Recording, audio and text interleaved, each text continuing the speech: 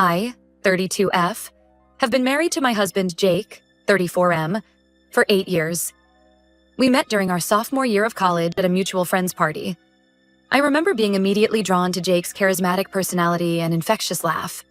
He was studying law, and I was pursuing a degree in marketing. We hit it off instantly, bonding over our shared love for classic movies and hiking. Our relationship progressed quickly. Jake was attentive, romantic, and seemed to genuinely care about my goals and aspirations. We'd spend hours talking about our future, dreaming about the life we'd build together. After graduation, Jake proposed during a weekend getaway to the mountains where we had our first hiking date. It was perfect, and I said yes without hesitation. We got married a year later in a beautiful ceremony surrounded by family and friends. My best friend Sarah, 31F, was my maid of honor. Sarah and I have been inseparable since high school. We met on the first day of freshman year when we were assigned as lab partners in biology class. From that day on, we were practically joined at the hip. We helped each other through our first crushes, heartbreaks, family drama, and every major life event. Having her stand beside me on my wedding day felt right. After the wedding, Jake and I settled into married life. We both focused on our careers. I climbed the corporate ladder in a marketing firm while Jake worked long hours at a prestigious law firm. Our schedules were hectic, but we made an effort to keep our relationship strong.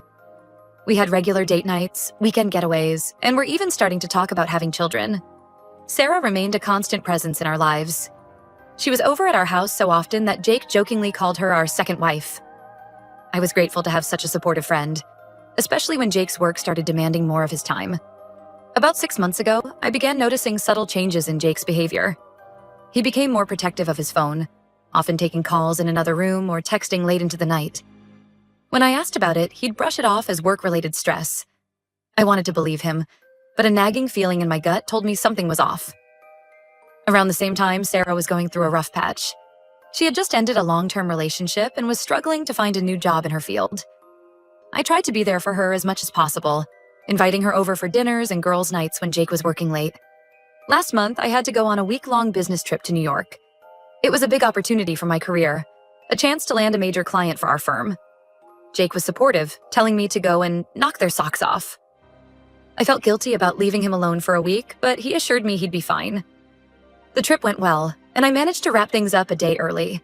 I decided to surprise Jake by coming home unannounced. I imagined his face lighting up when he saw me, maybe even planning an impromptu date night to celebrate my successful trip.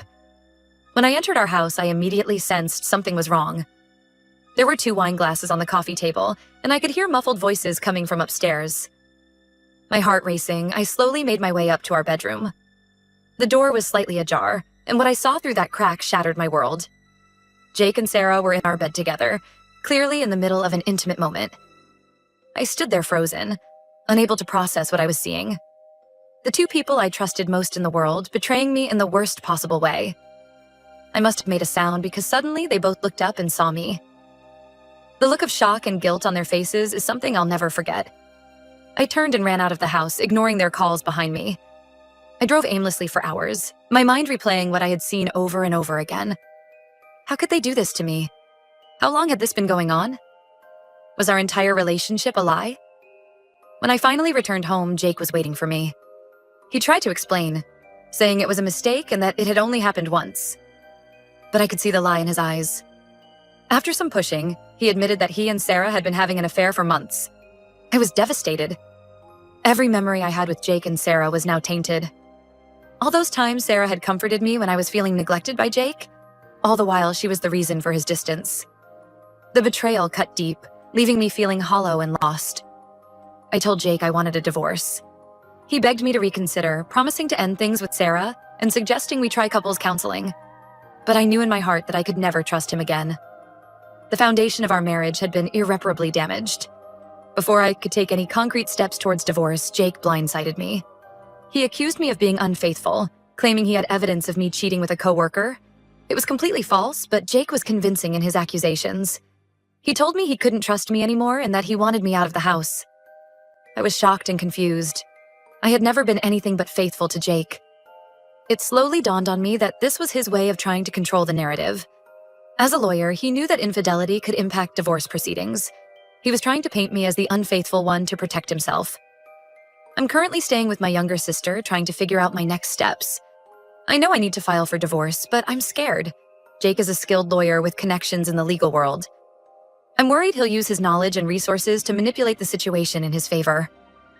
I've started gathering evidence of Jake's infidelity, text messages I found on our shared iPad, credit card statements showing hotel stays on nights he claimed to be working late, anything I can use to prove his affair. I'm determined to fight for what's rightfully mine. The past few weeks have been a roller coaster of emotions. One moment I'm angry, wanting to fight back against Jake's lies. The next, I'm overwhelmed with sadness, mourning the loss of the life I thought I had.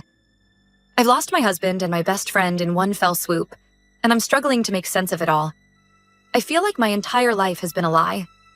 The man I thought I'd grow old with and the friend I believed would always have my back have both betrayed me in the worst way possible. I'm questioning every memory, every moment of happiness, wondering if it was all just a facade. Part of me wonders if I'm overreacting. Maybe I should try to forgive Jake and work things out. But then I remember the look on his face when I caught him, the ease with which he lied to me afterward, and I know I can never trust him again. I'm scared of starting over at 32. Jake and I had our whole future planned out. The house we'd buy, the kids we'd have, the places we'd travel. Now all of that is gone and I'm left trying to reimagine my life without him. The loneliness is the hardest part. I've lost the two people I would normally turn to in a crisis. I find myself reaching for my phone to call Sarah when something happens, only to remember that she's no longer my friend. It's like grieving two losses at once. I know logically that I deserve better than a cheating husband and a backstabbing best friend, but emotionally I'm a mess. I'm second-guessing every decision, wondering if I'm doing the right thing by pursuing a divorce. Am I the asshole for wanting to file for divorce and fight for what's mine? Should I try to forgive Jake and work it out? I don't think I can ever trust him again, but I'm terrified of facing the future alone. Any advice or support would be greatly appreciated.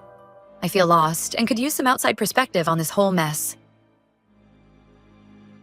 Update 1. It's been 3 months since my last post, and I wanted to give an update on my situation. First, I want to thank everyone for their kind words and advice. Your support has been a lifeline during this difficult time. After much consideration, I decided to go ahead with the divorce. I hired a reputable lawyer who specializes in high-conflict divorces. It was expensive, but given Jake's legal background and attempts to manipulate the situation, I knew I needed someone who could match his tactics. The past few months have been a whirlwind of legal proceedings, emotional upheavals, and personal growth. Jake, as I feared, didn't make things easy. He continued to push the narrative that I had been unfaithful, even going so far as to name a specific coworker with whom I'd supposedly had an affair. It was completely fabricated, but Jake was convincing in his accusations. What shocked me the most was that Sarah backed up his story. My former best friend, the person who had been by my side for over a decade, was now actively trying to destroy my reputation to save her own skin. It was a betrayal that cut deeper than I thought possible. My lawyer advised me to stay calm and let the evidence speak for itself. We submitted the text messages I had found, credit card statements showing hotel stays, and even security camera footage from our neighbor's house that showed Sarah coming and going at odd hours when I was away on business trips. The legal battle has been grueling. Jake has used every trick in the book to try and discredit me or hide assets. There have been countless depositions, meetings with financial experts, and court appearances. It's been emotionally and mentally exhausting, but I'm determined to see this through. Through all of this, I've learned some hard truths about my marriage. Looking back, there were red flags I had ignored. Jake had always been controlling with money, insisting on separate accounts and making me account for every penny I spent. I realize now that he had been preparing for this possibility for years. I also discovered that Sarah wasn't the first. There had been other women throughout our marriage. Some were one-night stands, others were longer affairs. Each revelation felt like a fresh betrayal, forcing me to question every moment of our 8 years together. My family has been my rock through all of this. My sister has let me stay with her, providing a safe haven when everything else feels uncertain. My parents have been helping with legal fees and offering emotional support. I don't know what I would have done without their unwavering support. I've also started therapy to deal with the emotional fallout of all this. It's helping me process my feelings and start to rebuild my self-esteem. I realize now how much of myself I had lost in my marriage to Jake. I had become so focused on being the perfect wife that I lost sight of my own needs and desires. Work has been a welcome distraction. I threw myself into my job, using it as an escape from the chaos of my personal life. It paid off. I got a promotion last month, which couldn't have come at a better time given the mounting legal fees. My coworkers have been understanding and supportive, especially after Jake tried to drag one of them into his false narrative. As for Sarah, I haven't spoken to her since that day I caught them together.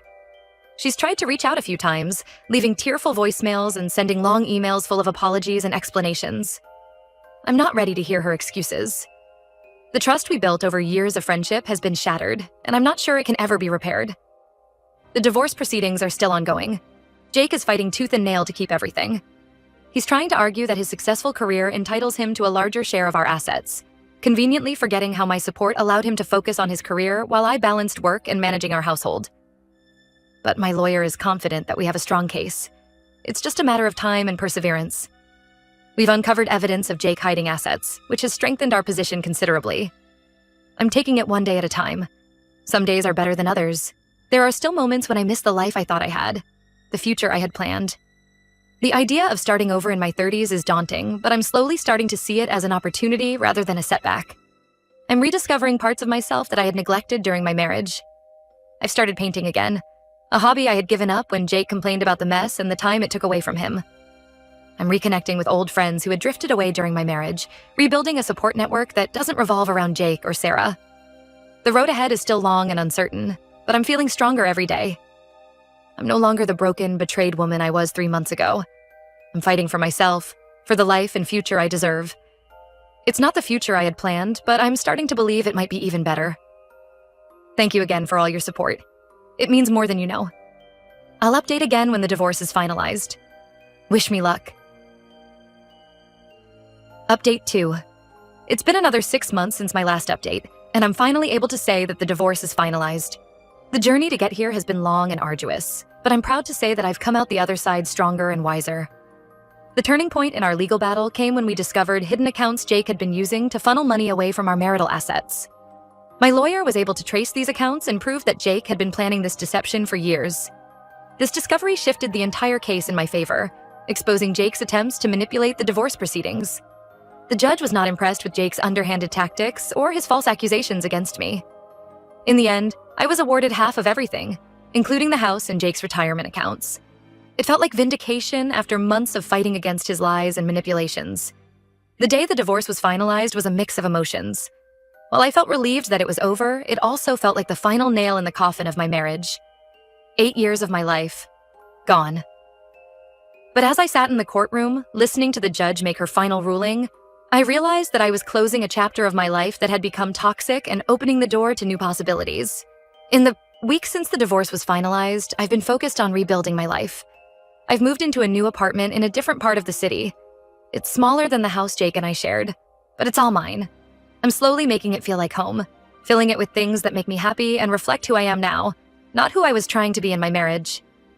It's the first time in my adult life that I've lived alone, and while it was scary at first, I'm starting to enjoy my independence. I can decorate how I want, cook what I like, and spend my free time pursuing my own interests without having to consider anyone else's preferences or schedule.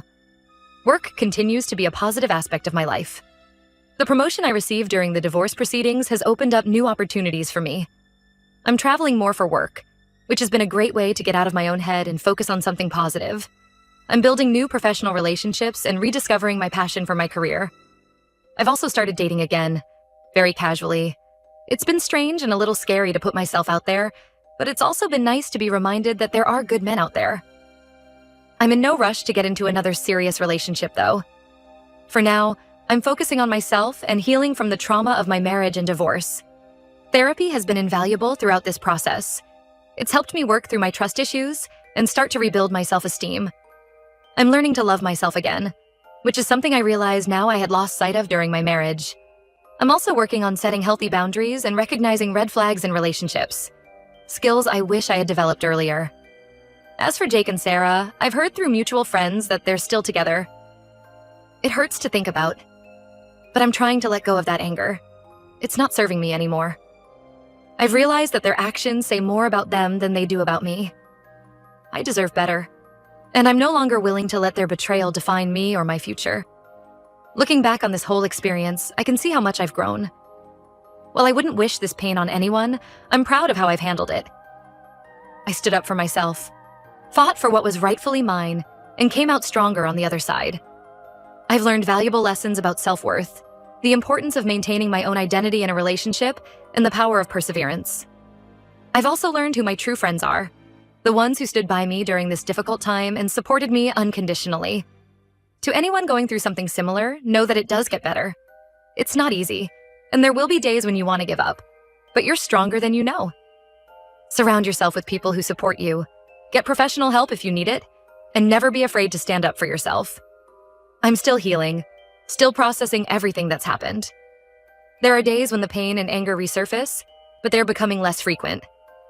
I'm learning to be kind to myself, to allow myself to feel whatever emotions come up without judgment. As for me, I'm looking forward to this new chapter in my life. For the first time in a long time, I'm excited about the future and all the possibilities it holds. I'm rediscovering old passions and exploring new ones. I'm rebuilding relationships with friends and family that had been neglected during my marriage. I'm also considering a career change, possibly going back to school to pursue a long-held dream of mine. It's scary to think about starting over in that way, but also exhilarating. I feel like I have a blank canvas in front of me, and I get to choose how to fill it. This experience has taught me that I'm resilient, capable, and worthy of love and respect. While the journey has been difficult, I'm grateful for the lessons I've learned and the strength I've discovered within myself.